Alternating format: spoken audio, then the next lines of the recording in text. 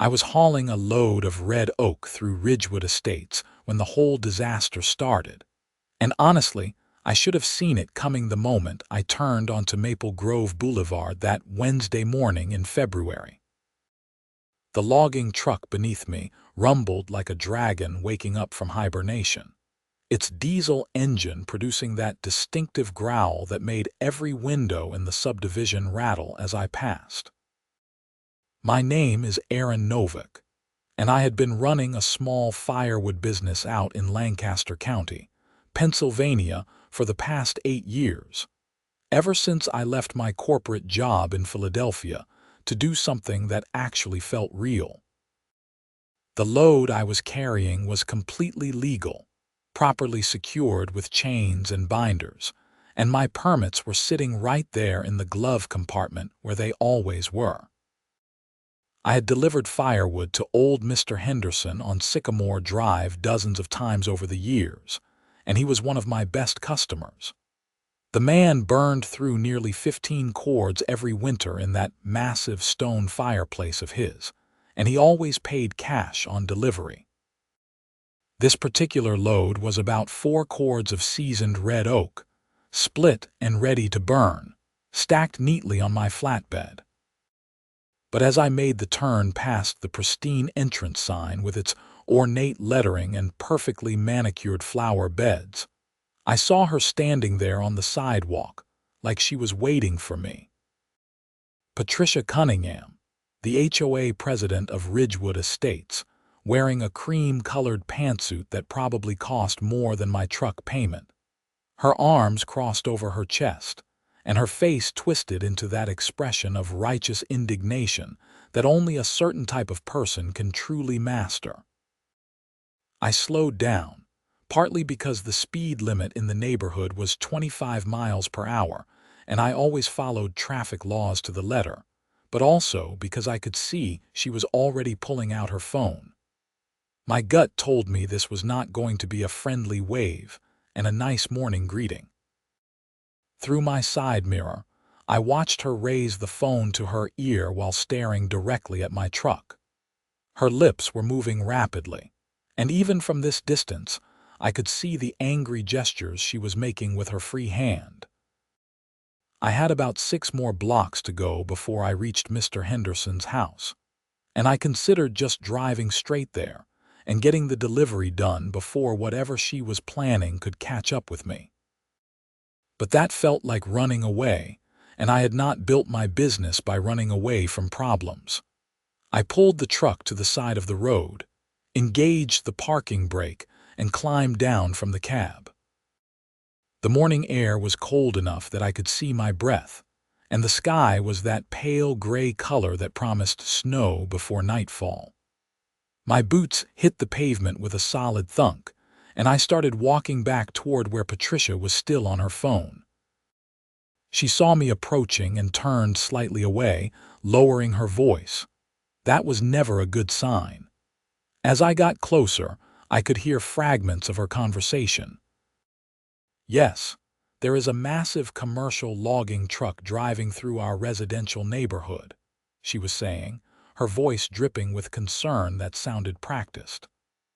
"I do not know what he is hauling, but these vehicles are absolutely not permitted in Ridgewood Estates. The noise alone is disturbing the peace, and I am genuinely concerned about the safety of our children and pets." I stopped about 10 feet away from her and waited. She knew I was there. She was performing now, making sure I heard every word. "The truck is easily 30 feet long," she continued, which was an exaggeration since my flatbed was actually 26 feet. "And it is completely loaded with what appears to be logs or lumber. This is clearly a commercial operation, and our HOA covenants strictly prohibit commercial vehicles in the neighborhood." I cleared my throat.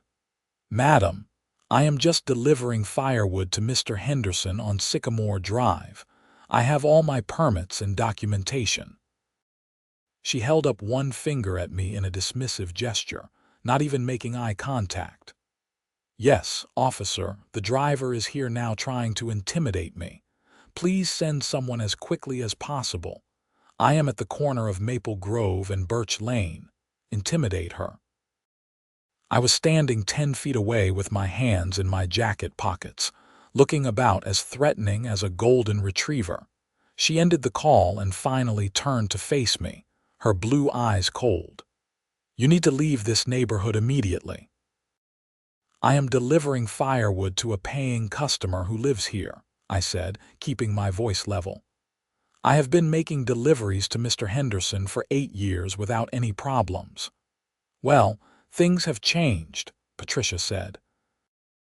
"I became HOA president last November, and I have been working very hard to restore the standards and property values that had been allowed to slip under previous leadership. Commercial vehicles like your truck are explicitly prohibited by our covenants. This is a public road," I pointed out. "Your HOA covenants cannot legally restrict access to public roads." Her face flushed slightly. "Maple Grove Boulevard and all the streets in Ridgewood Estates are private roads, maintained by the HOA. We have every right to control who uses them." I was pretty sure she was wrong about that, but I also knew from experience that arguing legal technicalities on the street was pointless. "Look, Mrs. Cunningham, I am just trying to make a living and deliver firewood to a customer who needs it. I will be in and out in under an hour." "Absolutely not," she said. "And since you refuse to leave voluntarily, I have called the police. They will escort you out of the neighborhood and cite you for trespassing." "Trespassing?" I could not keep the disbelief out of my voice. "I am making a legitimate business delivery." "Without prior authorization from the HOA Architectural Review Board," she said, pulling a folder from her large designer handbag. She opened it and showed me a densely printed document. "According to Article 7, Section 3 of our covenants, any commercial delivery vehicle exceeding 16 feet in length must receive written approval from the board at least 72 hours in advance. Did you submit such a request?" "Nobody has ever required that before," I said. As I mentioned, standards had slipped. They are being enforced now. She snapped the folder shut. "The police should be here in just a few minutes and then you will have to leave." I pulled out my phone and called Mr. Henderson. He answered on the third ring, his gravelly voice friendly as always. "Aaron, you on your way? I have been watching for you. I am actually about 6 blocks from your house, but I have run into a problem. Mrs. Cunningham from the HOA has called the police on me for driving through the neighborhood." There was a long pause. "She did what now?" I explained the situation while Patricia stood there watching me, her arms crossed again and her expression smug. I could hear Mr. Henderson getting increasingly agitated as I talked. "That woman has been a menace since she took over," he said. "She fined me $300 last month because my mailbox was the wrong shade of black. The wrong shade of black, Aaron. Give me 5 minutes. I am coming down there." "You do not need to do that," I started to say, but he had already hung up. Patricia was looking at her own phone now, scrolling through something with one perfectly manicured fingernail.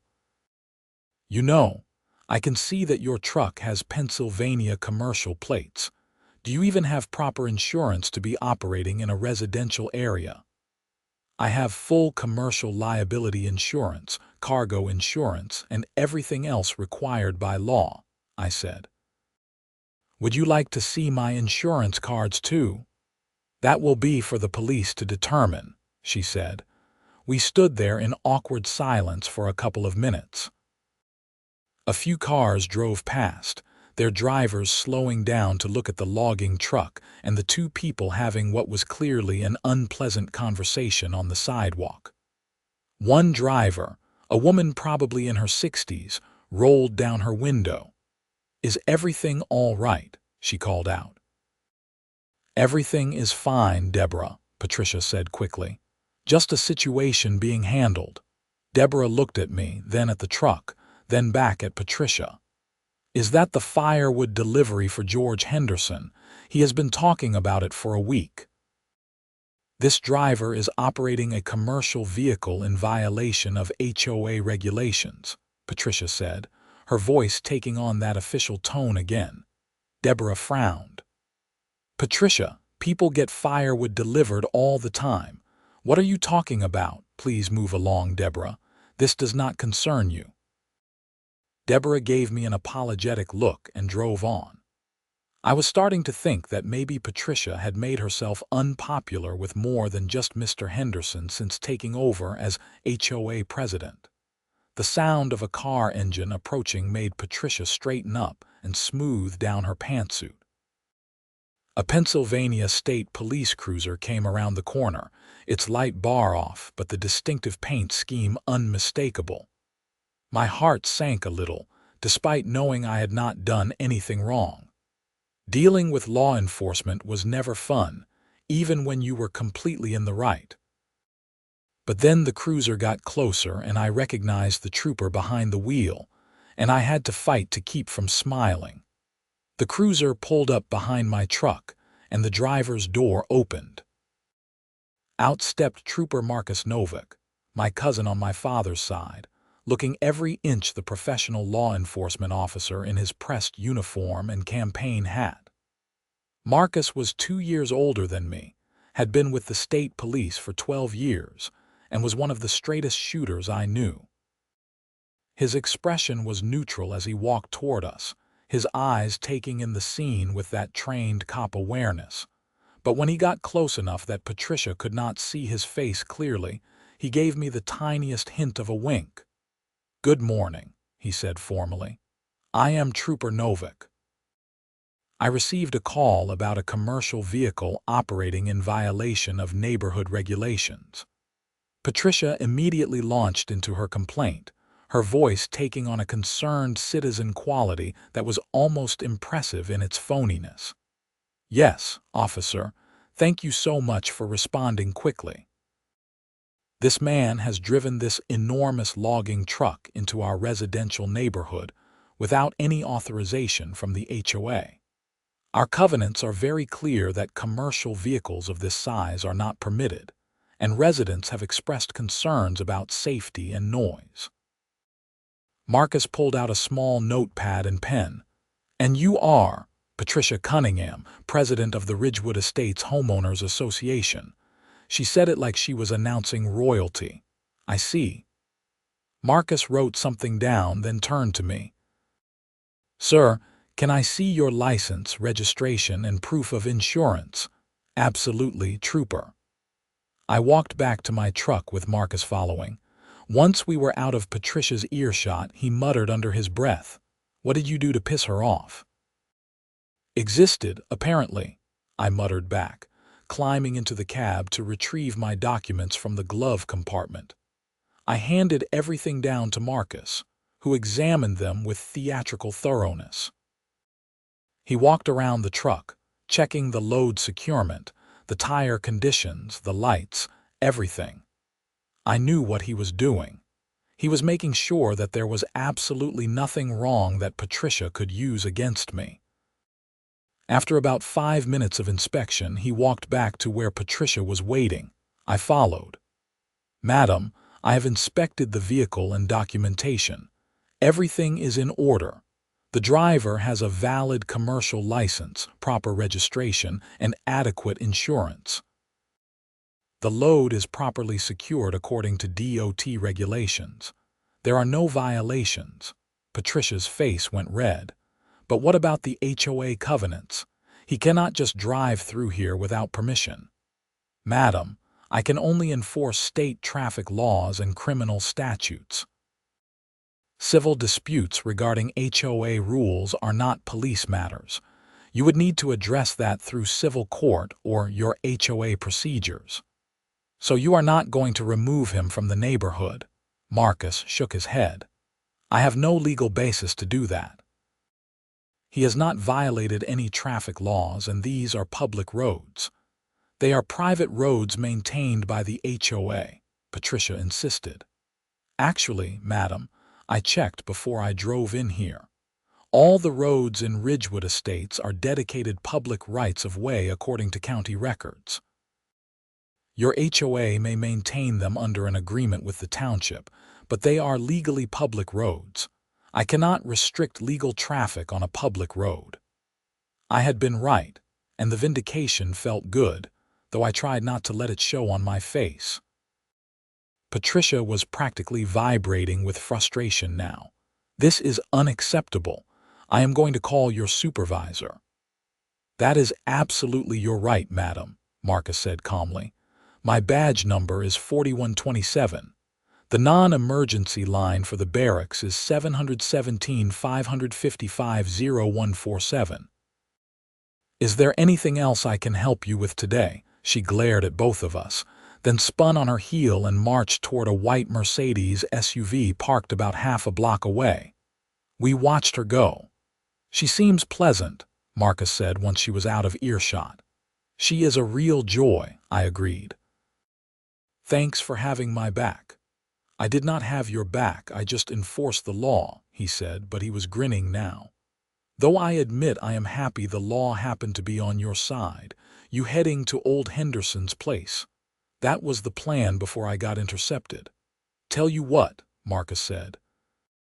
I am going to escort you to the delivery address, just to make sure there are no further misunderstandings. After you are done unloading, I will escort you back out of the neighborhood. That way nobody can claim you were trespassing or causing problems. You do not have to do that. It is a slow morning and this beats doing paperwork at the barracks. He clapped me on the shoulder.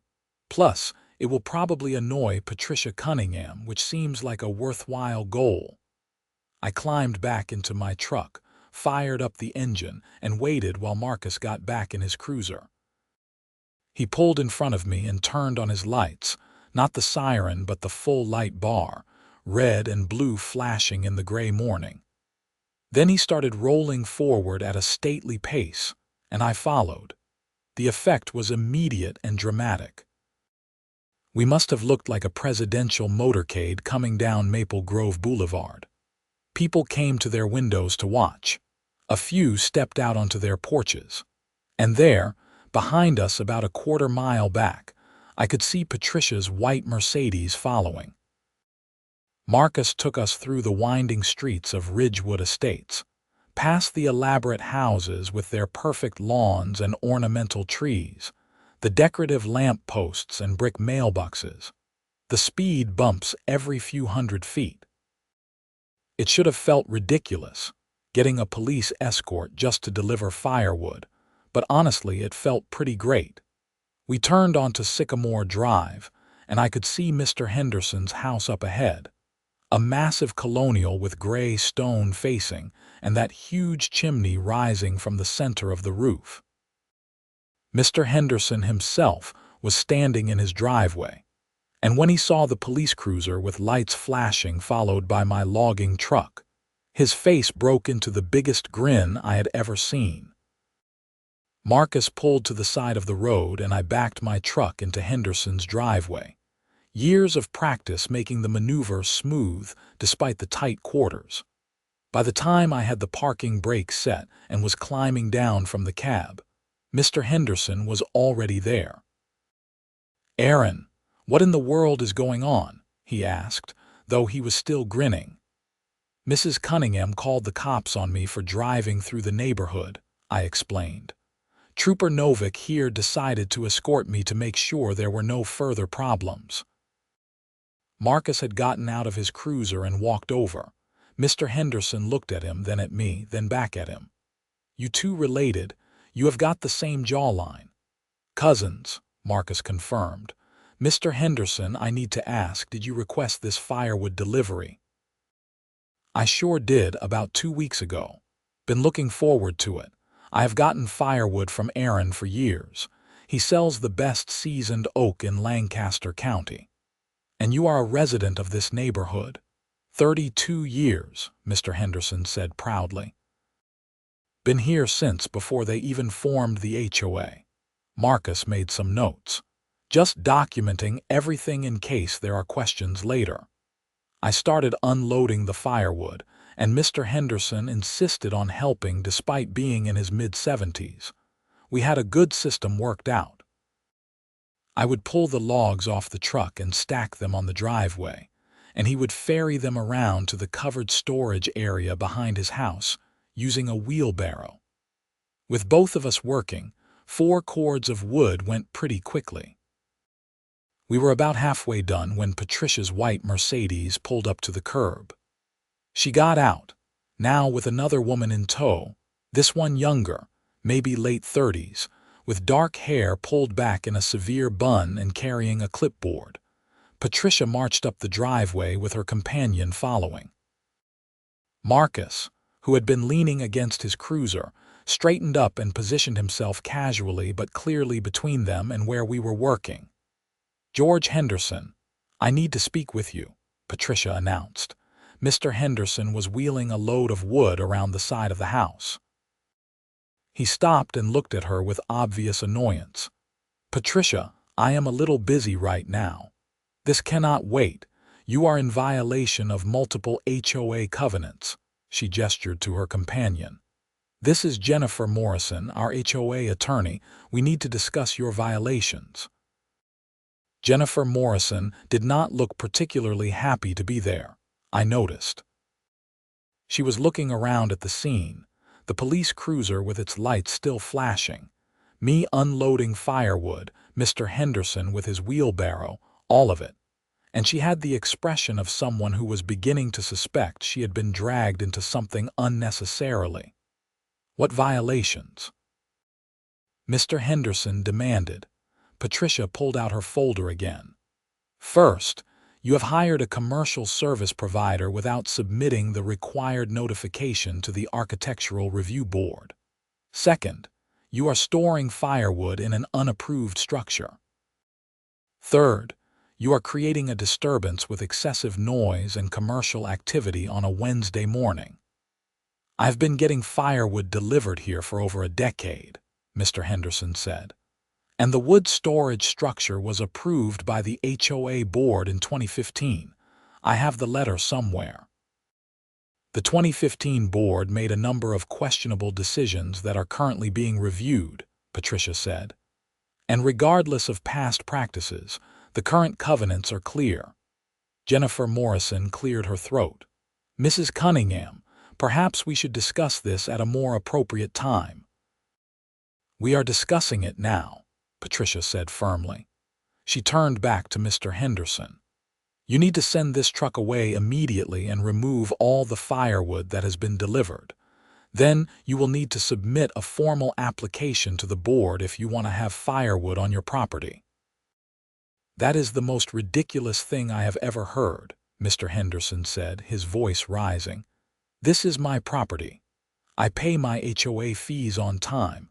I follow the reasonable rules. But I am not going to let you dictate whether I can heat my own house. The covenants are not optional, George." Marcus stepped forward. "Excuse me, but is there an immediate safety concern here?" Patricia turned to him. "The concern is that HOA rules are being violated, but no immediate safety issue, no crime being committed, the trespassing," Patricia said. "As I explained before, this is a public road and the driver is making a legitimate delivery to a resident who requested the service. There is no trespassing." Marcus gestured at me and the truck. "Unless you have some specific legal concern that requires police intervention, I am going to need you to step back and let them finish their work." "I want to file a complaint," Patricia said. "You are welcome to do that through the proper channels. But right now, you are interfering with a legitimate business transaction on private property." He indicated Mr. Henderson's driveway. "This gentleman has invited the truck onto his property. You are not a resident of this property. Technically, you are trespassing." Patricia's face went through several shades of red. Jennifer Morrison put a hand on her arm. "Mrs. Cunningham, perhaps we should go back to the HOA office and discuss next steps." "Fine," Patricia snapped. She pointed at Mr. Henderson. "You will be receiving a formal violation notice and a fine." and if you do not comply, we will place a lien on your property." She stormed off, Jennifer Morrison following with an apologetic glance back at us. They got into the Mercedes and drove away. Mr. Henderson let out a long breath. "She really said she would put a lien on my house over Firewood." "She really did," I confirmed. "Can she do that?" He looked at Marcus. Marcus made a face. "HOAs can place liens for unpaid fines in some cases, but they have to follow proper procedures and the fines have to be legitimate under the covenants. If I were you, I would talk to a real estate attorney." I got the sense that even her own lawyer thought she was overreaching. We finished unloading the firewood without any further interruptions. Mr. Henderson paid me in cash as usual, added an extra $100 that I initially refused, but he insisted was hazard pay for dealing with Patricia, and made me promise to let him know if there were any further problems. Marcus escorted me back out of the neighborhood with his lights still flashing. As we passed the HOA office, a small building near the entrance with a sign reading Ridgewood Estates Community Center, I saw Patricia's Mercedes parked outside. She was standing in the window watching us go by, her phone pressed to her ear again. Once we were clear of the neighborhood entrance and back on the public highway, Marcus turned off his lights and pulled to the shoulder. I pulled up behind him and got out to say goodbye properly. "Thanks again for the assist," I said. "No problem. But Aaron, watch yourself with that HOA. I have seen situations like this before. Sometimes people with a little bit of power in a neighborhood association let it go to their heads, and they can make life miserable for people. I am not even a resident of that neighborhood. The worst she can do is try to keep me out. Maybe, but she seems like the type who does not let things go." Marcus pulled out one of his business cards and handed it to me. "If she harasses you or tries to file false reports, you call me directly. I will document everything." I pocketed the card. "You think she will try something else?" "I think she is the kind of person who needs to win every conflict, and right now she feels like she lost. So yeah, I would not be surprised if this was not over." He drove off toward the barracks and I headed back toward my property outside Lancaster, about 40 minutes away. My phone rang before I had gone 5 miles. It was Mr. Henderson. "Aaron, I wanted to give you a heads up.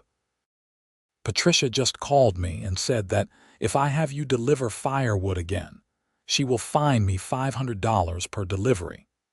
She also said she is going to send violation notices to everyone in the neighborhood who uses firewood, requiring them to get HOA approval before any deliveries." "She cannot do that," I said. "Can she?" "I do not know, but I have been making some calls. Turns out I am not the only one who has had problems with her since she took over as president. She fined the Mitchells $1,000 because their Halloween decorations were up past November 1st. She is trying to ban basketball hoops in driveways. She sent violation notices to 3 families for having the wrong color mulch in their flower beds." He paused. "There is going to be an emergency HOA meeting tomorrow night. A bunch of us are planning to call for a vote of no confidence. Would you be willing to come and explain what happened today? I am not a resident. I do not know if my being there would help or hurt. It would help to have a witness who is not involved in the neighborhood politics. And Trooper Novak, would he come? I could ask him. Please do. I think Patricia has been getting away with this behavior because she intimidates people. But this thing with you, threatening to arrest someone for delivering firewood, that is over the line, and I think it might finally wake people up." I told him I would think about it and call him back. Then I called Marcus and explained the situation. "An HOA meeting," he sounded amused. "Those are usually dull as dirt. This one might be interesting. Mr. Henderson thinks there is going to be a fight to remove Patricia as president. I cannot come in any official capacity." I was there today because of a call for police service, but I cannot just show up at HOA meetings in uniform. What about as a civilian, just to provide an account of what happened? There was a long pause. Let me check with my supervisor. I do not want there to be any appearance of impropriety. But if I am cleared to attend as a private citizen, not representing the state police, then yeah, I will come. Patricia Cunningham struck me as the kind of bully who needs to be stood up to. I called Mr. Henderson back and told him we would both be there. He sounded relieved and said the meeting was at 7 p.m. at the community center. The rest of that day was quiet, and I spent it splitting another load of oak that had been drying in my barn for the past 18 months. The rhythmic work of swinging the maul, the solid chunk of the blade driving through wood, the smell of fresh split oak, it was all meditative. I had time to think about what had happened and what might happen next. The truth was, I was angry. Not just at Patricia Cunningham, though she deserved plenty of anger for trying to use the police to enforce her petty rules. But I was angry at the whole situation, the way HOAs had become these little fiefdoms where people could exercise power over their neighbors for the smallest infractions. I understood the theory behind homeowners associations, the idea of maintaining property values and community standards. But too often, they became tools for busybodies and tyrants to make everyone else miserable.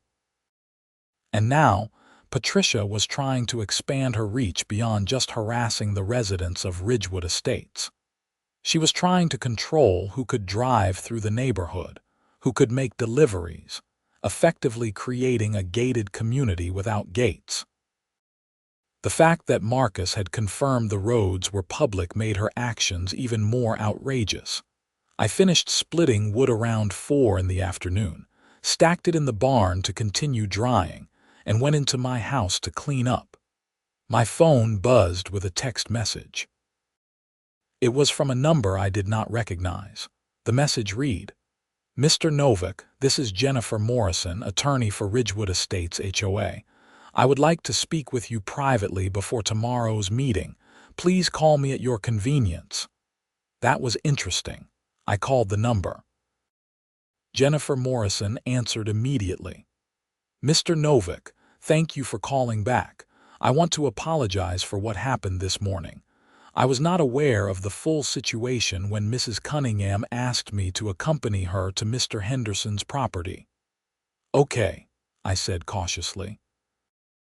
"I need to be frank with you. I have been the HOA's attorney for about 3 months, hired after Patricia Cunningham became president. In that time, I have become increasingly concerned about her interpretation of the covenants and her enforcement methods. What happened today, calling the police on a legitimate delivery service that crossed a line. I appreciate you saying that.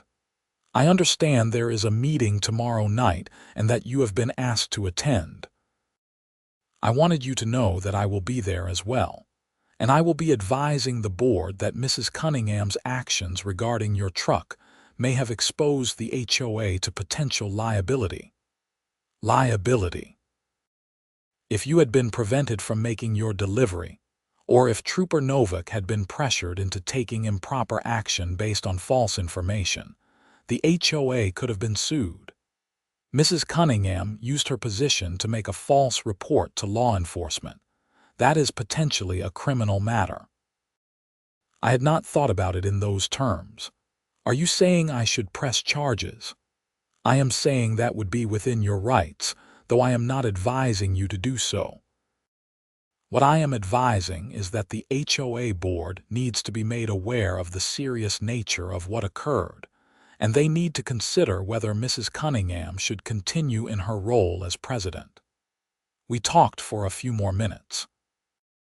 Jennifer gave me some background on the other issues Patricia had created since taking over as president, including the fines Mr. Henderson had mentioned, and several other incidents.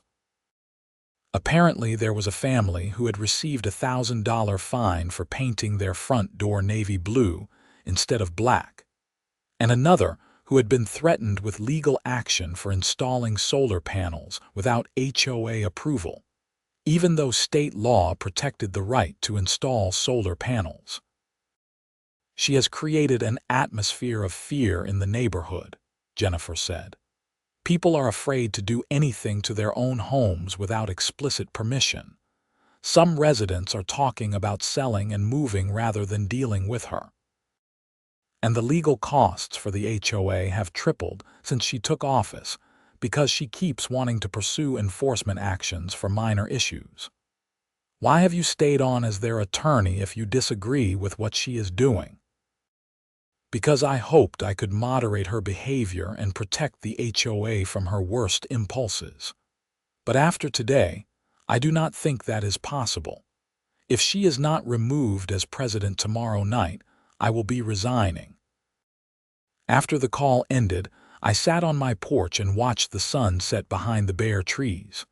Snow had started falling, light flakes that swirled in the wind. Tomorrow was going to be interesting. I called Marcus and filled him in on the conversation with Jennifer Morrison. He let out a low whistle. "A lawyer willing to throw her own client under the bus. That is serious." She said she is worried about liability. She should be. Making a false police report is a misdemeanor. If Patricia told dispatch that you were trespassing or creating a dangerous situation when she knew that was not true, that is a crime. He paused. I talked to my supervisor. "I am cleared to attend the meeting tomorrow as a private citizen, as long as I am not in uniform and I make it clear I am not representing the state police. I will give a factual account of what happened, nothing more." That is all we need. The next day dragged. I had deliveries scheduled, but they were all in other areas, none of them anywhere near Ridgewood Estates. I kept expecting my phone to ring with another crisis, but it stayed quiet. By 6:30 that evening, I was heading back toward Lancaster County, toward the HOA meeting that might or might not change anything. The Ridgewood Estates Community Center was a nice building, probably built in the last 10 years, with a large meeting room that had rows of folding chairs set up facing a long table at the front. When I arrived at 6:50, the parking lot was already nearly full. Apparently word had gotten out that this would not be a typical boring HOA meeting. Marcus pulled up in his personal truck right after I did. He was wearing jeans and a button-down shirt, looking nothing like the imposing state trooper from the day before. We walked in together. The meeting room was packed. Every chair was taken and people were standing along the walls. I recognized Mr. Henderson sitting in the front row, and he waved us over. He had saved 2 seats next to him. At the front table sat 5 people, presumably the HOA board. Patricia Cunningham was in the center seat, looking composed and professional in another pantsuit, this one dark blue. To her left was an older man who looked uncomfortable, and to her right was a middle-aged woman who kept glancing at Patricia nervously. The other 2 board members, both men, looked like they would rather be anywhere else. Jennifer Morrison was sitting at a small separate table to the side with a laptop and a stack of papers. At 7 o'clock precisely, Patricia called the meeting to order by banging a gavel on the table. The room quieted down. "Good evening, everyone. This is a special meeting of the Ridgewood Estates Homeowners Association Board. We have quite a full room tonight." Her tone suggested she was not pleased about that. "Before we begin, I want to remind everyone that board meetings have specific protocols. Residents may speak only during the public comment period, and all comments must be addressed to the board, not to each other." "Point of order," called out a man from the middle of the room. This was called as an emergency meeting. "Who called it?" Patricia's jaw tightened. I received a petition signed by 37 residents requesting an emergency meeting to discuss recent board actions. Under our bylaws, a petition of 30 or more residents requires the board to hold a special meeting within 48 hours. And what specific actions are being discussed? The same man asked. That will become clear during the meeting. Now, does anyone have old business to address before we move to new business? I move that we skip straight to new business, Mr. Henderson said loudly. Everyone here knows why we are having this meeting. There were murmurs of agreement throughout the room. Patricia looked like she wanted to argue, but the woman to her right nodded. I second that motion. Patricia had no choice but to call for a vote. It passed unanimously among the board members, though she clearly did not like it. Very well. New business. The floor is open for public comment. At least a dozen hands shot up. Patricia looked around the room and her gaze landed on someone in the back. Yes, Mrs. Patterson, an elderly woman, stood up. I want to know why I was fined $200 for having a wreath on my door past January 5th. I have had a winter wreath up until March for 30 years. The covenants state that holiday decorations must be removed within 1 week of the holiday, Patricia said smoothly. Your wreath was considered a Christmas decoration and therefore had to be removed by January 1st. It was not a Christmas wreath. It was a winter wreath with pine cones and berries, Mrs. Patterson said. And that rule has never been enforced before. Previous boards were lax in their enforcement. We are working to restore standards. Whose standards? Called out someone else. Patricia banged her gavel. Please wait to be recognized before speaking. For the next 20 minutes, resident after resident stood up and shared stories about unreasonable fines, demands to remove or change things that had been approved by previous boards, and Patricia's general attitude of hostility toward anyone who questioned her authority. A pattern emerged. Patricia had been systematically going through the neighborhood looking for anything she could construe as a violation, no matter how minor, and hitting people with fines. One man showed receipts proving that his mailbox was the exact shade of black specified in the covenants. But Patricia had still fined him because the post was a slightly different shade. A woman explained how she had been told to remove her bird feeder because it was attracting wildlife, even though multiple neighbors had bird feeders that Patricia chose not to notice.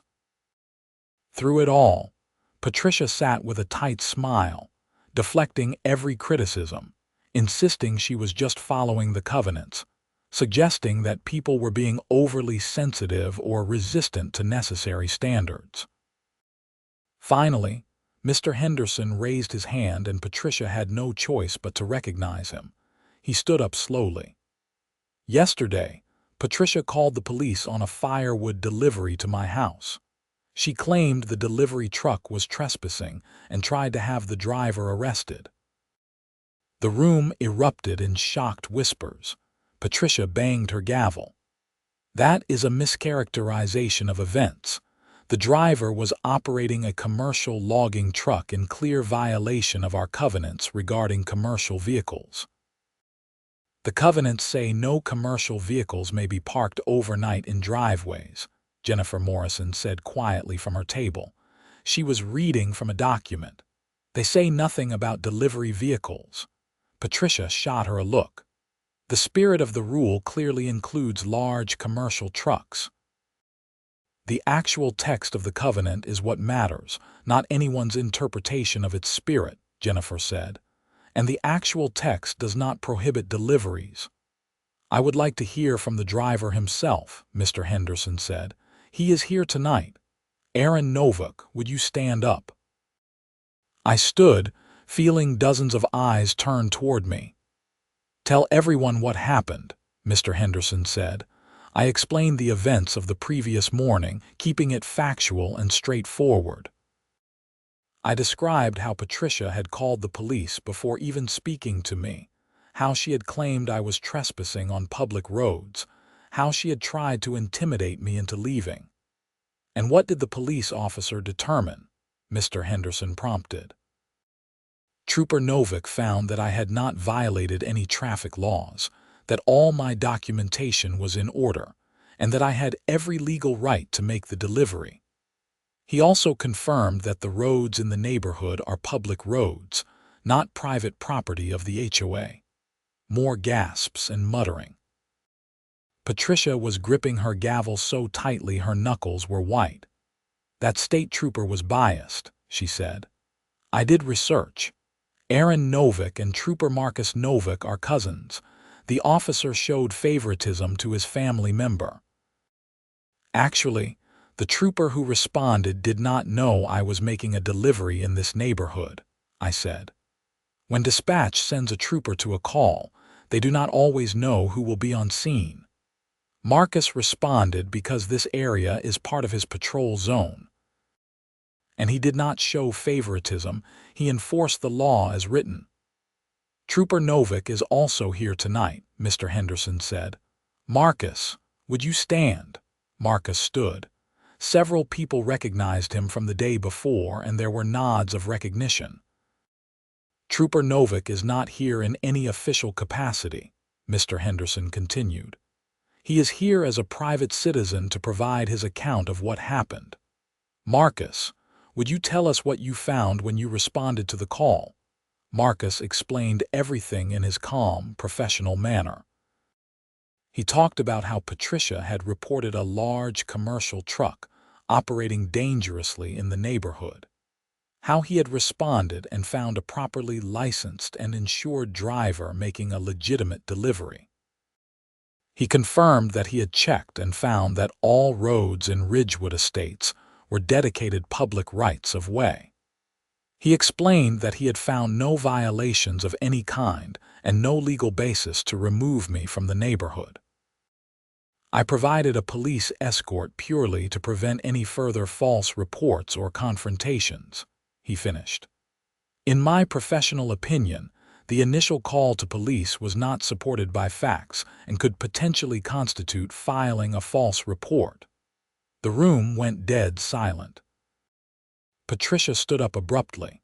"That is a serious accusation." "It is a factual observation," Marcus said calmly.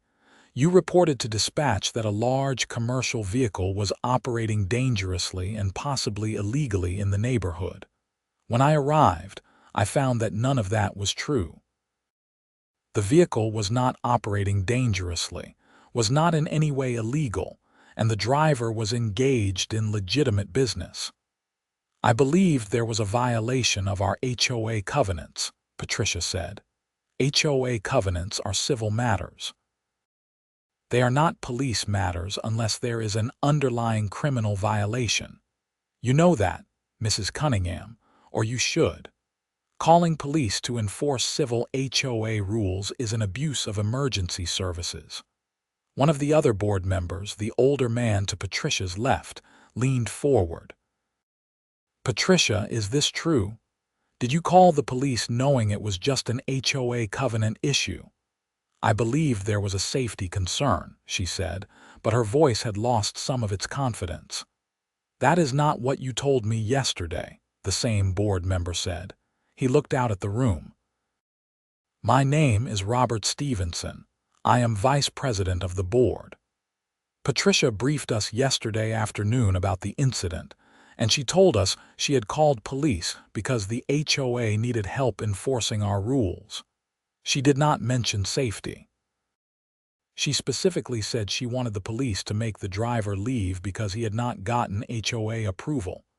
Patricia sat down slowly. Her face was flushed. "Robert, this is not the time or place for internal board discussions." "I disagree," Robert said. "This is exactly the time and place." "Patricia, I have been biting my tongue for months while you have turned this HOA into your personal fiefdom. But calling the police and potentially filing a false report, that is too far. I am calling for a vote of no confidence in your leadership." The room erupted in applause. Patricia banged her gavel, but nobody paid attention. "I second that motion," said the woman to Patricia's right. "My name is Susan Chen. I serve as treasurer." Patricia has been making decisions without board approval, issuing fines without proper documentation, and creating legal liabilities for this association. Yesterday, she told our attorney to threaten Mr. Henderson with a lien on his house over Firewood. That is absurd and potentially actionable.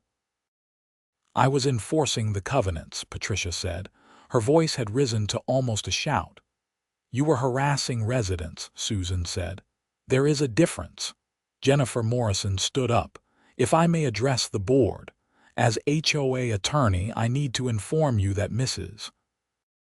Cunningham's actions in this matter have created significant legal exposure for the association. If Mr. Novak chose to pursue legal action for harassment, false police reports, or interference with his business, the HOA would have very little defense. Additionally, multiple residents have contacted me regarding their intention to file lawsuits over improper fines and selective enforcement of covenants. Patricia turned on Jennifer. "You work for me." "I work for the HOA, not for you personally," Jennifer said. "And in that capacity, I am advising the board that your continued leadership is a liability risk." Robert Stevenson looked at the other board members. "We have a motion for a vote of no confidence in Patricia Cunningham as HOA president, and a second. Under our bylaws, this requires a vote of the full board. All in favor?" He raised his hand. Susan Chen raised her hand. The two other board members, who had barely said a word all night, looked at each other and then both raised their hands. "Motion passes 4-1, Robert said. "Patricia, you are removed as president effective immediately. Please turn over all HOA records, keys, and documents to me by end of business tomorrow." Patricia stood there for a moment, her face cycling through shock, anger, and finally a kind of bitter resignation. "This is illegal. You cannot remove me without cause." "We have cause," Susan Chen said. "Abuse of authority, harassment of residents, improper use of emergency services, creation of legal liability, and violation of your fiduciary duties to the HOA. Any one of those would be sufficient. We have all of them." "I will sue," Patricia said. "I will sue all of you and the HOA and him." She pointed at me.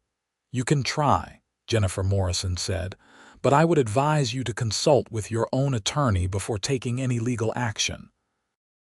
Because if you do sue, the HOA will file a counterclaim for all the damages and legal fees your actions have cost us." Patricia grabbed her handbag and walked out of the room. Nobody tried to stop her. The door slammed behind her and the room let out a collective breath. Robert Stevenson banged the gavel gently. "All right, everyone, let us try to get through the rest of this meeting with some order. First order of business. I am appointing myself acting president until we can hold proper elections next month. Second, I want to address the concerns about fines and enforcement that have been raised tonight. Effective immediately, we are instituting a moratorium on all new violation notices until the board can review our enforcement policies. Third, anyone who has received a fine in the past 6 months that you believe was improper, please submit a written appeal to the board. We will review every case." The meeting continued for another hour, but the energy had changed completely. People were smiling, talking to each other, sharing their relief. When public comment opened up again, multiple residents stood to share positive suggestions for the neighborhood instead of complaints about Patricia. As the meeting wrapped up, Mr. Henderson turned to me and Marcus. "Thank you both. If you had not stood up to her yesterday, she would have kept getting worse. You gave everyone else the courage to speak up." "I just wanted to deliver firewood," I said. "And I just responded to a call," Marcus added. Mr. Henderson laughed. Well, whatever your intentions, you did this neighborhood a service. Jennifer Morrison approached us as people were filtering out. Mr. Novak, I wanted to thank you for coming tonight. Your testimony was crucial. I am just glad it worked out, I said. What happens now with all those fines she issued? The board will review them. Most will probably be rescinded. As for Patricia, I doubt she will actually sue anyone. She knows she does not have a case. Jennifer paused, though I do want to mention something. After the meeting yesterday, Patricia made some calls trying to find out where your business is located. She was asking questions about whether you have proper zoning for firewood sales, whether your truck passes safety inspections, things like that. She was trying to find a way to hurt my business. I think so, yes. You might want to make sure all your permits and licenses are in order, just to be safe. Marcus and I left the community center together. The parking lot had cleared out and snow was falling more heavily now, fat flakes that glowed in the streetlights. You think she will come after you? Marcus asked. I hope not, but if she does, I will deal with it. I climbed into my truck. Thanks again for everything. Family looks out for family, he said, and drove off into the snow. The next few days were quiet. I went back to my regular deliveries, had no problems with anyone, and started to think that maybe the whole situation was really over. Mr. Henderson called to tell me that the HOA board had formally rescinded the fine they had attempted to issue him, and that Robert Stevenson had personally apologized for the whole incident. Place feels different already, Mr. Henderson said. People are out working on their yards again, putting up decorations, just living their lives without looking over their shoulders waiting for Patricia to hit them with a fine. Then, about a week after the HOA meeting, I got a visit from a Pennsylvania Department of Transportation inspector. He showed up at my property on a Tuesday morning with a clipboard and an official-looking letter. Mr. Novak, I am here to conduct an inspection of your commercial vehicle operation, he said. We received a complaint. My stomach sank. What kind of complaint? Anonymous complaint alleging unsafe vehicle operation, improper equipment, and possible violations of commercial trucking regulations. He looked apologetic. I have to follow up on all complaints, but between you and me, this looks like someone with an axe to grind. I showed him my truck, all my maintenance records, my permits and licenses, my insurance documentation, everything. He went through it all methodically, checking items off on his list. After about 90 minutes, he handed me his clipboard to sign. Mr. Novak, your operation is completely in compliance, better than most, actually. Your maintenance records are thorough, your truck is in excellent condition, and all your paperwork is in order. So no violations, none whatsoever. Whoever filed that complaint wasted everyone's time. He handed me a copy of his report. Keep this for your records. If you get any more harassment, you can use it to show that you have been inspected and cleared. After he left, I called Marcus and told him what had happened. That was Patricia, he said immediately. Has to be. Who else would file an anonymous complaint right after what happened? Can I prove it? Probably not, unless she was dumb enough to use her own phone or email to file the complaint. But it fits the pattern. She is vindictive and she wants revenge. What can I do about it? Document everything. Save any emails, texts, records of phone calls. If she keeps harassing you, we might be able to get a restraining order. He paused. I can also make some inquiries, see if anyone knows anything. 2 days later, I got a call from the Lancaster County zoning office.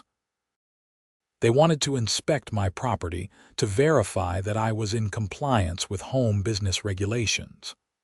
When I asked what prompted the inspection, the woman on the phone said they had received a complaint from a concerned citizen. This time I was ready. I had all my documentation organized, and I had a copy of the DOT inspection report. The zoning inspector spent about an hour looking around my property, checking that I had adequate parking for my truck, that I was not storing materials in a way that violated setback requirements, that I had proper signage and no zoning violations. "Everything looks fine," he told me.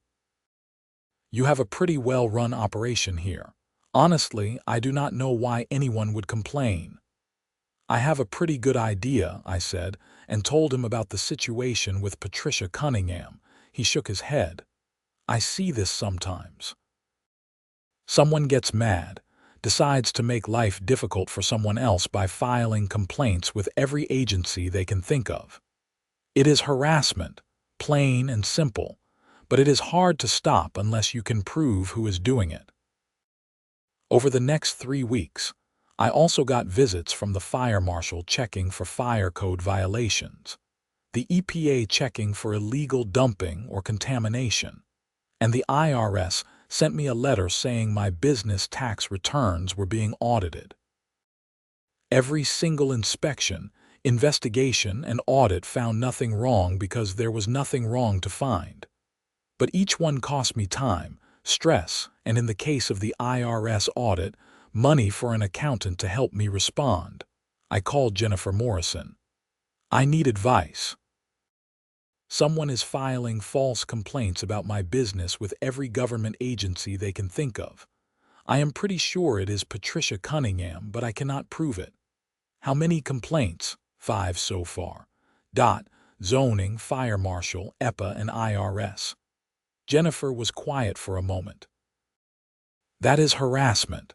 It is also potentially illegal, depending on how the complaints were filed. If she knowingly filed false reports with government agencies, that could be criminal." "How do I prove she did it?" "Let me make some calls.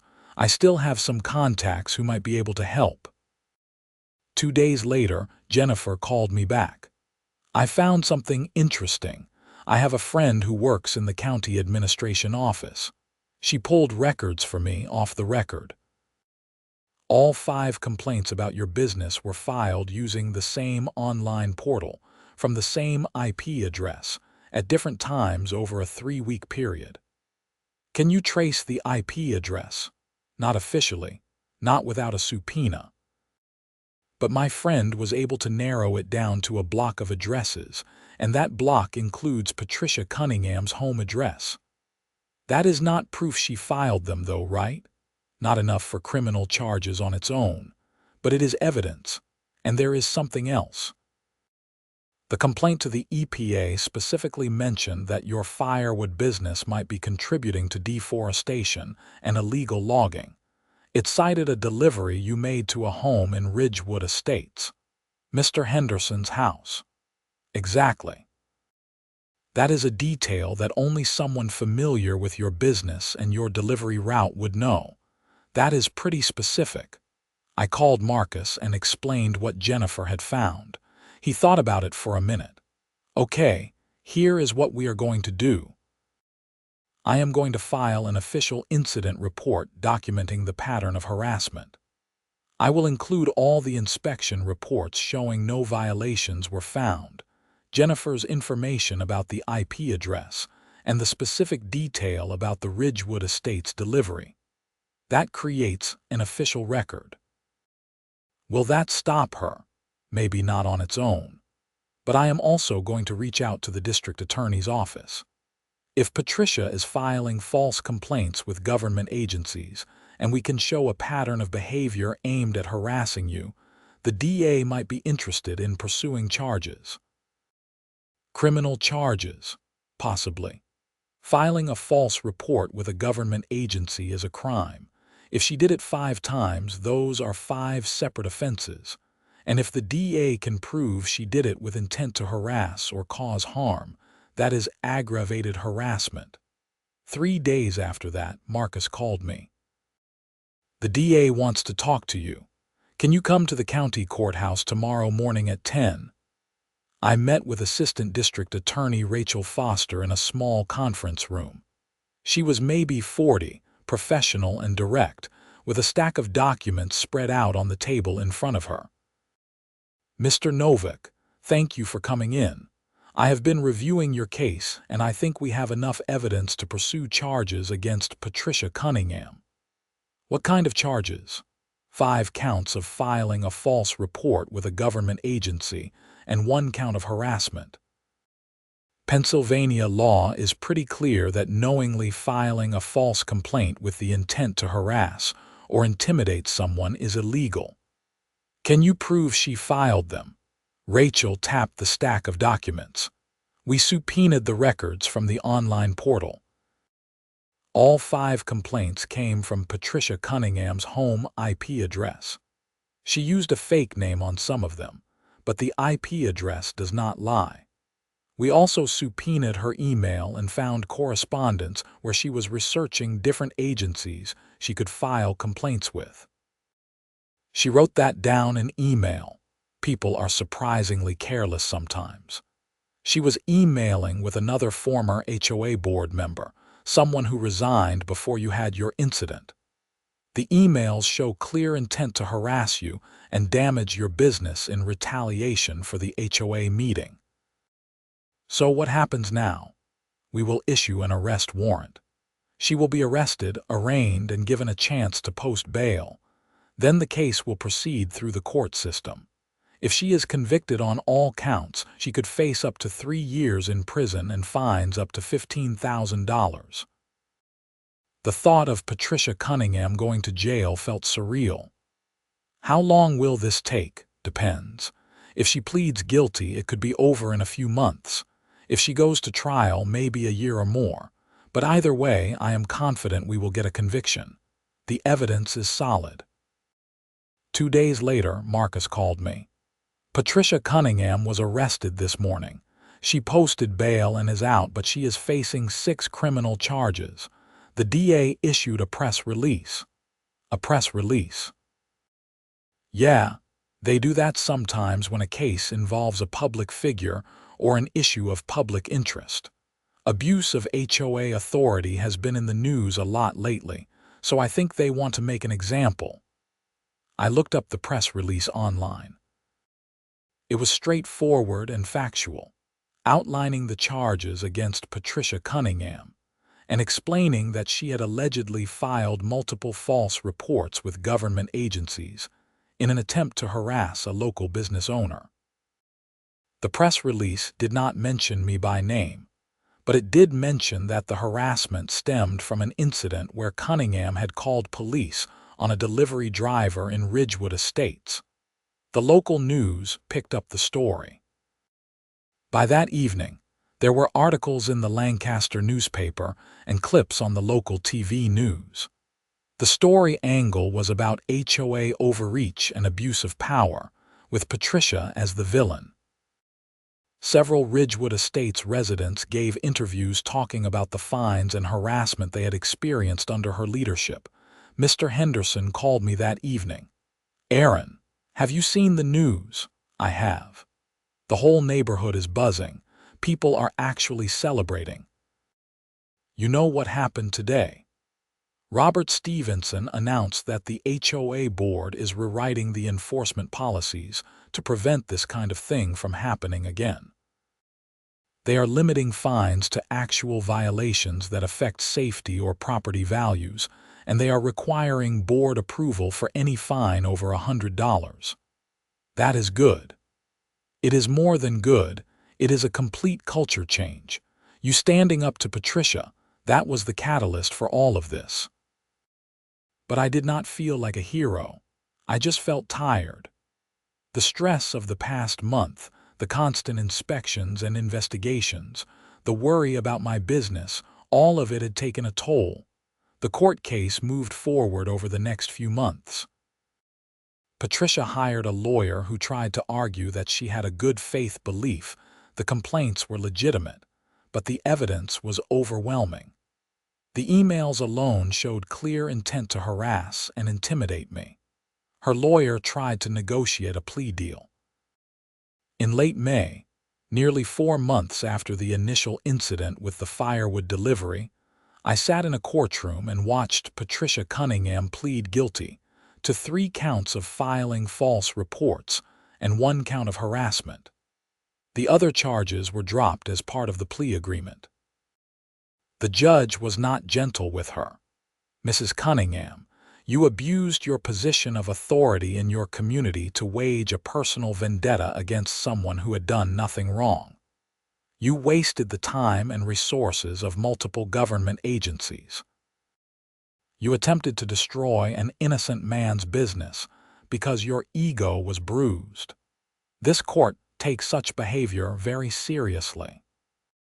Patricia was sentenced to 6 months in county jail, suspended to 3 years of probation, 200 hours of community service, and ordered to pay restitution to me for the costs I had incurred defending myself against the false complaints.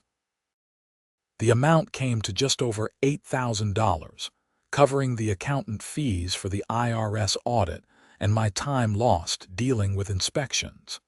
She was also permanently banned from serving on any HOA board in Pennsylvania. As we left the courthouse, Patricia walked past me without making eye contact. She looked smaller somehow, diminished. I felt a twinge of something that might have been pity, but mostly I just felt relief that it was over. Outside, Marcus was waiting by his truck. He had come to the sentencing in civilian clothes. "Justice served," he said. "Yeah," I agreed, though I never expected it to go this far when I was just trying to deliver firewood. "Sometimes standing up to bullies has consequences," Marcus said, "usually good ones in the long run." Mr. Henderson had also come to the sentencing, along with Robert Stevenson and about a dozen other Ridgewood Estates residents. They came over to shake my hand and thank me. "The neighborhood is completely different now," Robert said. "People are not afraid anymore. We are actually functioning like a community instead of a police state." "I heard you got elected president officially," I said. "I did last month. And my first act was to formally apologize to you on behalf of the HOA for everything Patricia put you through. I know the court ordered restitution, but the board voted to send you a check as well for the stress and trouble. That is not necessary. It is absolutely necessary. You could have just walked away and never delivered firewood in Ridgewood Estates again. Instead, you stood your ground and helped expose a serious problem. That took courage." They handed me an envelope. Inside was a check for $5,000 from the Ridgewood Estates HOA. I tried to refuse it, but Robert would not hear of it. "The money comes from funds that Patricia misallocated for her various enforcement campaigns. We are distributing it to people she wronged. Please take it." Over the next few months, life returned to normal. I continued delivering firewood throughout Lancaster County, including regular deliveries to Mr. Henderson and several other Ridgewood Estates residents who had become customers. Nobody from the HOA ever bothered me again. The story of Patricia Cunningham and her abuse of HOA power became something of a cautionary tale in the local area. Several other HOAs in the county reviewed their enforcement policies and made changes. The Pennsylvania state legislature even introduced a bill to add oversight and accountability measures for HOA boards, though I had no idea if it would pass. Marcus and I met for dinner one evening in early fall, nearly 8 months after the original incident. We were at a steakhouse in Lancaster, celebrating his promotion to corporal. "You ever think about how crazy this all got?" I asked him. "All because some HOA president decided she did not like a firewood truck. People with a little bit of power sometimes do crazy things," Marcus said. "But you know what? The system worked. You stood up for yourself, other people found their courage, and in the end justice was done. That is how it is supposed to work. Still feels surreal sometimes. I bet. But hey, you got a good story out of it and probably some new customers too." He was right about that. After the news coverage, my business had actually grown. People liked the idea of supporting someone who had stood up to an abusive HOA. I had more orders than I could handle, and had even hired a part-time helper to keep up with demand. A few weeks later, I was driving through Ridgewood Estates making a delivery, this time to a new customer on Oak Street. As I passed the community center, I saw a group of people planting flowers in the beds out front.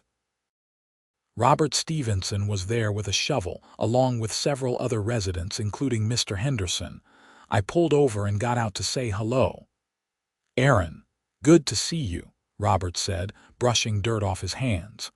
"We are doing a neighborhood beautification day. Want to help?"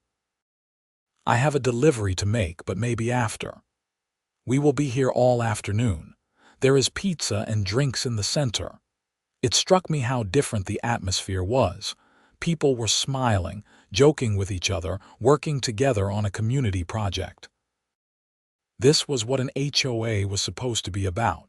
Neighbors helping neighbors, not petty tyranny and constant fear. I made my delivery and then came back to help plant flowers for a couple of hours. It felt good to be part of something positive instead of being at the center of a legal battle. As the sun started to set and people packed up their tools, Mr. Henderson came over to where I was coiling up a garden hose. "You know, Aaron, I have lived in this neighborhood for over 30 years. I have seen it at its best and its worst. What happened with Patricia, that was the worst. But what has happened since, the way people have come together, that is the best. And you were the catalyst for all of it." "I just wanted to deliver firewood," I said, and we both laughed.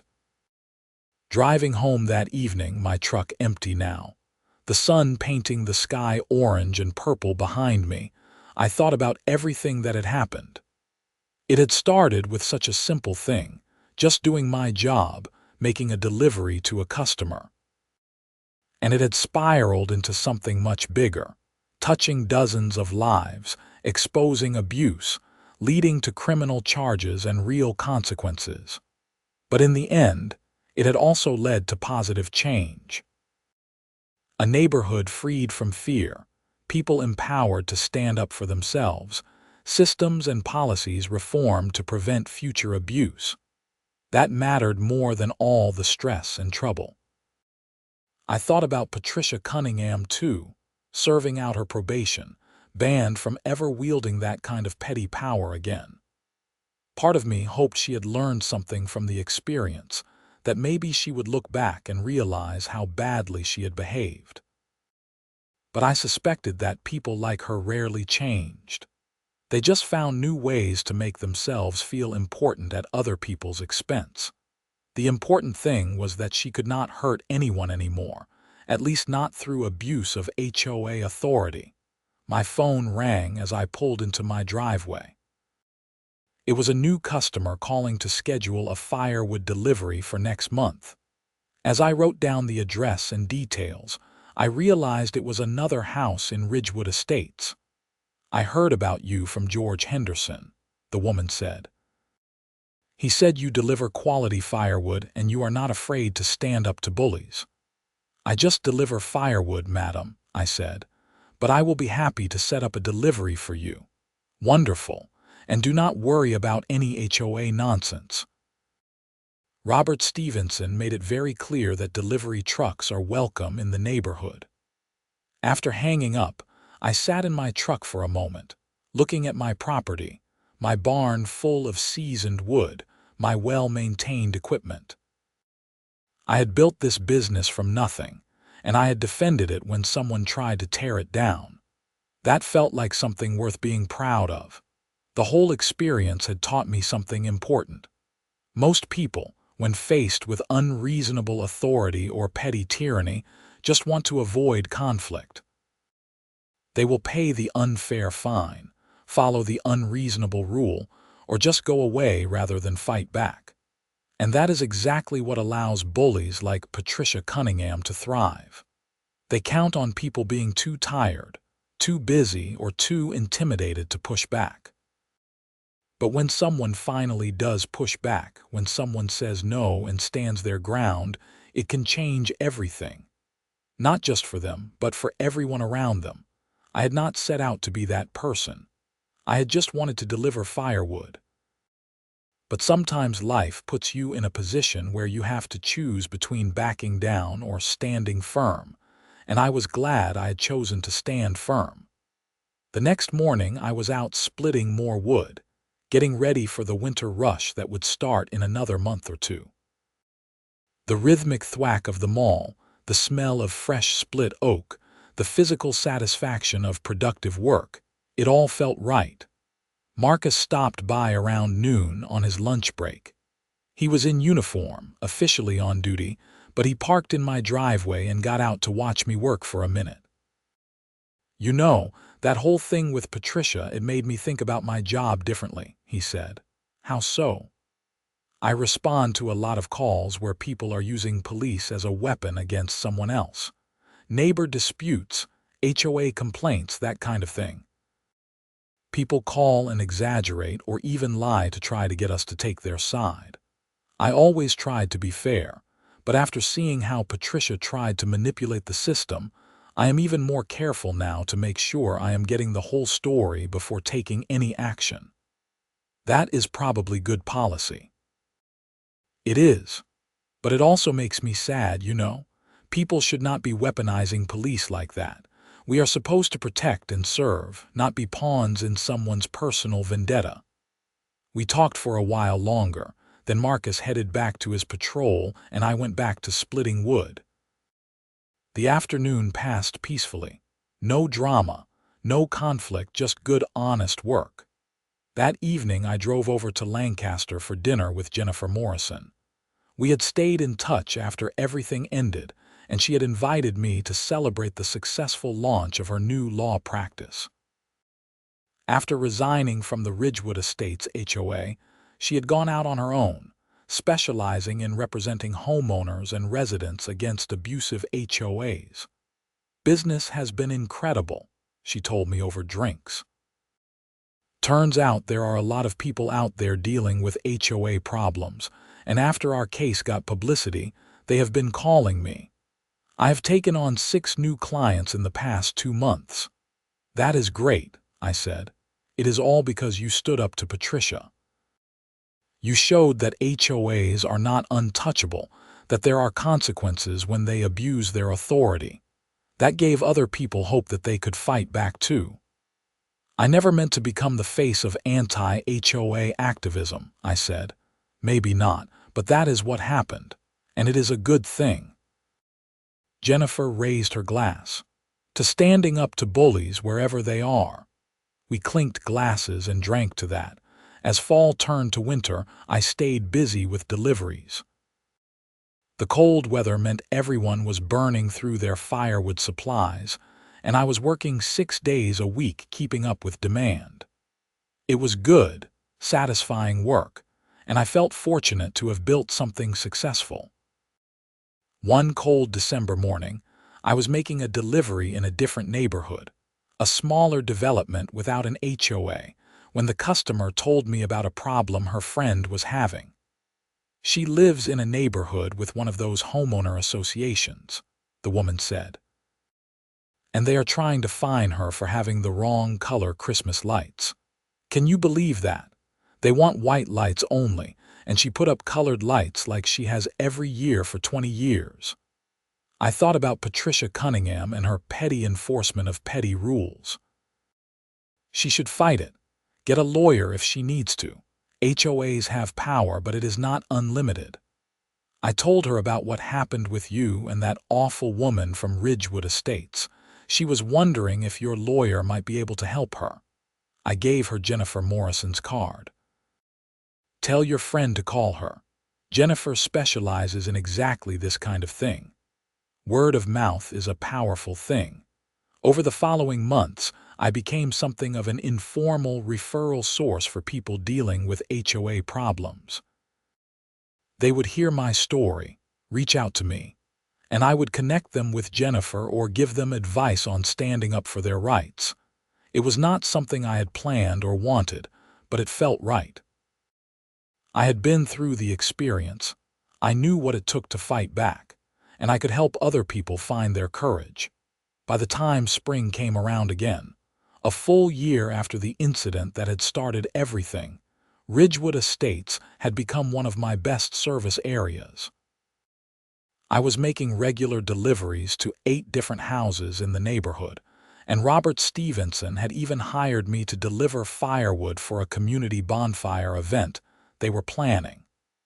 "We want to show that Ridgewood Estates is a welcoming place again," he told me. No more police escorts needed for delivery trucks. The bonfire event was on a Saturday evening in April. The HOA had set up a big fire pit in the common area near the community center, and families brought blankets and chairs and gathered around as the sun set. I delivered 2 cords of wood for the fire, and Robert insisted I stay for the event. It was a perfect spring evening, cool but not cold, with clear skies and stars beginning to appear as darkness fell. Kids ran around playing tag while adults talked and laughed. Someone brought a guitar and started playing folk songs. The fire crackled and sent sparks rising into the night sky. Mr. Henderson came over and handed me a beer. "This is what a community is supposed to look like," he said, gesturing at the scene. "People enjoying each other's company without fear or stress." "It is nice," I agreed. "You know what the best part is? Patricia Cunningham tried to ban community events like this, said they were too much liability and would damage the common areas. Now look at us. We are actually being neighbors again." As the evening went on, several people came up to thank me for what I had done.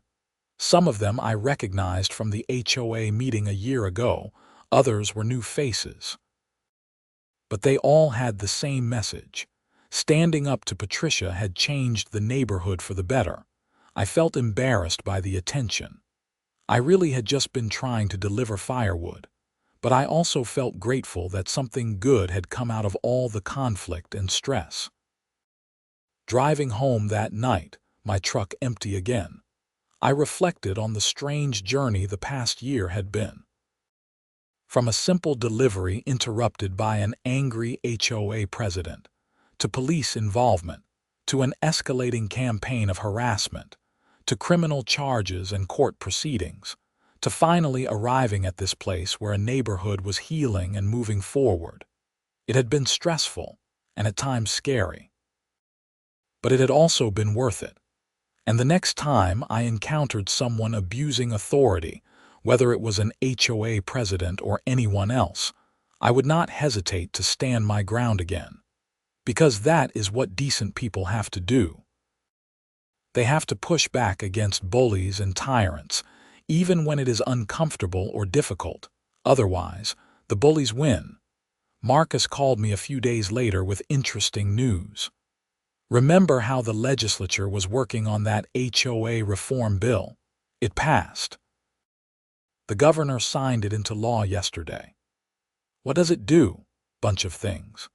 Limits on fine amounts, requirements for due process before liens can be placed, mandatory transparency in HOA finances, and a state oversight board to investigate complaints about HOA abuse.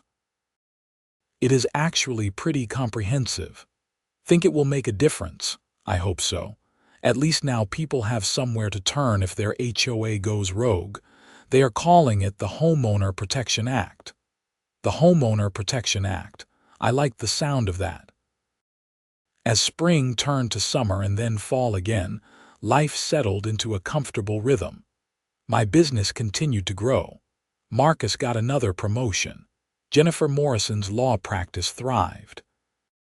Ridgewood Estates held regular community events and became known as one of the friendliest neighborhoods in the county.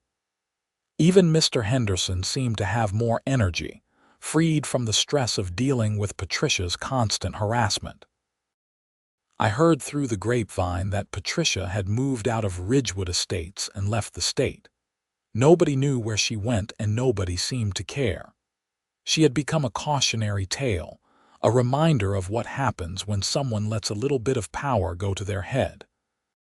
2 years after the original incident, I was featured in a local business magazine article about successful small businesses in Lancaster County. The reporter asked me what I thought was the key to my success. I thought about it for a moment. Standing up for yourself, I said. And standing up for what is right, even when it is hard. People respect that. They want to do business with people who have integrity. The reporter asked about the incident with Patricia Cunningham and the HOA. By now, it was a well-known story locally, almost legendary. That situation taught me something important, I said. Most people are decent. They want to do the right thing. But sometimes systems or people in positions of authority make it hard to do the right thing. And when that happens, someone has to be willing to say, no, this is wrong, and I am not going to accept it. That is what I did. And it turned out a lot of other people were waiting for someone to go first. The article ran with a photo of me standing next to my logging truck, a load of oak behind me. The headline was, "Local Firewood Business Stands Up to HOA Abuse, Sparks Reform." It was melodramatic but not inaccurate.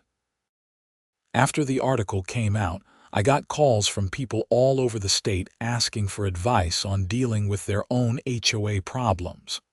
I could not help everyone, but I tried to point them in the right direction and encourage them to stand firm.